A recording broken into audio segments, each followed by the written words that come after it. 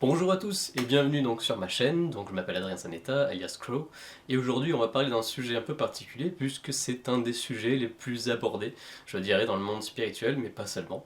De plus en plus il est abordé au quotidien, et puis bon, c'est un vieux sujet dans les relations hommes-femmes, comme même amicales, c'est-à-dire, puisque vous avez dû lire le titre à ce stade-là, l'amour. Donc l'amour avec un grand A, je précise, et je vais commencer par là. Qu'est-ce que l'amour avec un grand A, différenciable de l'amour avec un petit a? L'amour avec un petit a, c'est l'amour, ce qu'on appelle émotionnel. C'est l'amour qu'on nous vend depuis la plus tendre enfance, à travers les films, à travers une vision un peu édulcorée de ce qui est voilà, le prince charmant sur son beau destrier blanc, et puis Blanche-Neige qui attend d'être cueillie comme une jolie fleur. Non, c'est pas vraiment l'amour au sens grandiose, entre guillemets. C'est l'amour, c'est le petit amour, puisque c'est un amour qui va être plus instinctif, plus court, quelque part plus intense par certains côtés, en tout cas intense émotionnellement, et c'est un amour qui aura à peu près, généralement, d'après les études scientifiques, 3 ans. Donc c'est un peu l'amour, ce qu'on appelle passionnel.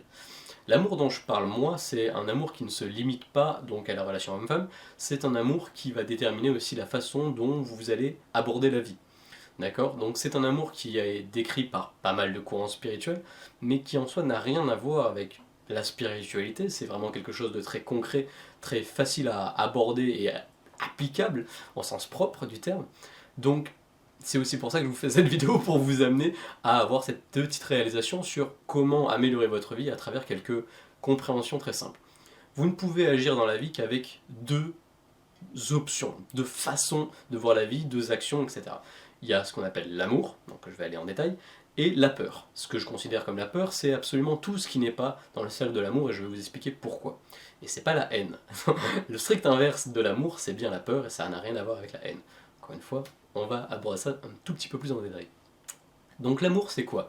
L'amour, c'est tout simplement ce qu'on retrouve entre une mère et son enfant, un père et son enfant, ou même entre un homme et un animal de compagnie, par exemple. C'est ce type d'amour dont je veux parler. C'est-à-dire que c'est le type d'amour qui peut très bien se retrouver entre un homme et une femme, mais qui, de manière générale, aujourd'hui, est assez rare. C'est un amour qui va viser un truc en particulier, et je vous invite à aller peut-être regarder du côté de Paul Coelho pour ça, vu que j'ai la citation qui m'a le plus marqué dans le sujet, c'est la sienne, qui dit aimer, c'est libérer. Et c'est exactement ça. Ça se résume très bien à ça, puisque, encore une fois, on peut regarder l'exemple de la mère et son fils. Normalement, une relation saine entre une mère et son fils va viser à ce que la mère ne soit pas possessive envers le fils, ne soit pas contrôlante au possible, et veille à ce que son enfant grandissent. Et grandissent comment? La seule façon de grandir, c'est en faisant ses propres expériences, y compris celles qui sont douloureuses. Et c'est ça la grande difficulté, entre guillemets, moderne de l'amour, avec un grand A, c'est de laisser la liberté à l'autre, non seulement d'évoluer à travers la grâce, mais aussi à travers la souffrance, qu'il choisira lui-même de prendre. Puisque c'est ainsi que l'on apprend le mieux. Mais ça, ce sera l'objet de notre vidéo. Pour l'instant, l'amour. Et même avec un animal de compagnie, on va pas essayer d'aimer son animal de compagnie en maîtrisant chacun de ses faits et gestes. Encore une fois, il y a toujours des exceptions à la règle, mais la façon de promouvoir le bonheur de son animal, généralement, ça va être de le laisser vivre. Et c'est exactement ça l'amour. C'est-à-dire, c'est un amour qui va viser quelque chose qui n'est absolument pas centré sur l'action, sur l'autre, ou sur la possession. C'est un amour qui va être sur l'être. Peu importe la perfection de ce qui est en face de vous, même si vous ne pouvez pas supporter la personne en face de vous, vous pouvez très bien l'aimer avec un grand A. C'est-à-dire que ce ne sera pas quelqu'un dans votre entourage, mais vous pouvez éprouver de l'amour pour elle. Et si en plus vous la supportez, généralement ça amène à des degrés de joie immenses, et de partage aussi. Mais encore une fois, l'amour avec un grand A n'est possible qu'à une seule condition, c'est de s'aimer soi-même. Et c'est le grand blocage de la plupart des gens qui pensent aimer les autres, mais qui ne s'aiment pas eux-mêmes. C'est impossible. C'est absolument impossible de pouvoir donner son amour sans s'aimer à soi. C'est un peu comme si on essayait par les mathématiques sans avoir appris ses additions. C'est à peu près aussi simple que ça. Et on ne peut donner finalement une cruche remplie d'eau que si on a mis de l'eau avant dedans. Donc imaginez que vous êtes un peu la cruche, sans vouloir vous offenser. Imaginez que vous êtes le réceptacle avec l'eau. Mais si l'eau c'est l'amour, si vous voulez le partager, il faut déjà qu'il y ait de l'eau dedans.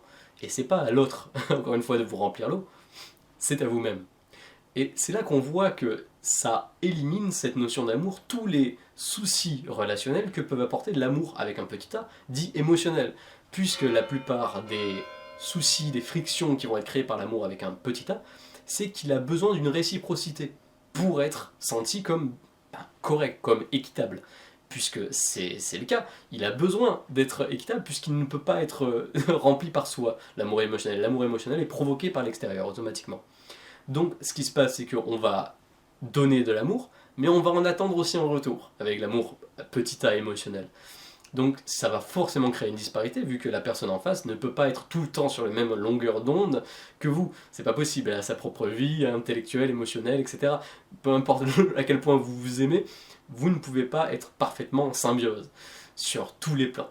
Et du coup ça va créer des conflits, des frictions, etc.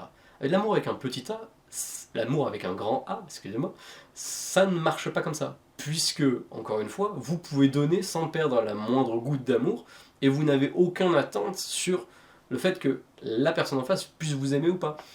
Et c'est pas une histoire de courir après la personne en lui donnant ce qu'elle veut pas recevoir, d'accord? Ça n'a rien à voir avec ça. C'est une histoire d'absence d'attente, c'est-à-dire que vous allez simplement être en état de rayonner, entre guillemets, c'est vraiment cet état-là qui est décrit le mieux, puisque vous êtes rempli vous-même de votre propre amour, et vous allez rayonner cet amour naturellement à travers vos actes, à travers vos paroles, à travers même votre regard, aussi simple que ça, aux autres. Et ça peut être encore une fois une relation sentimentale, autant qu'une relation amicale, que la relation que vous avez avec la vie en général et ses événements. Et du coup, il n'y a plus d'attente, du coup, la personne en face ne peut absolument plus créer de frustration chez vous, mais avant d'arriver à ce stade-là, évidemment, ça demande un processus de travail sur soi énorme, mais un processus qui en vaut totalement le coup, puisque c'est le processus qui va vous libérer vous-même de vos propres limites, et ainsi libérer aussi ceux qui sont autour de vous de toutes les limites que vous pouvez leur poser, ce qui va donner eux-mêmes, il va faire naître l'envie chez eux de se libérer de leurs propres limites, et ainsi de suite, ça fait un cercle vertueux assez énorme. Au contraire du cercle non vertueux, qui est celui de l'amour avec un petit a qui va créer une envie de contrôle, puis une envie de valider le contrôle, et puis une envie de demander plus d'amour, etc., et ça n'en finit pas. C'est l'amour avec un grand A a un peu la réponse à tous les soucis, mais n'est atteignable que par choix individuel. On ne peut pas forcer quelqu'un d'autre à vouloir atteindre son amour personnel, même si c'est la source de tout bien-être, hein. Encore une fois, s'aimer soi-même, dans tous les sens du terme.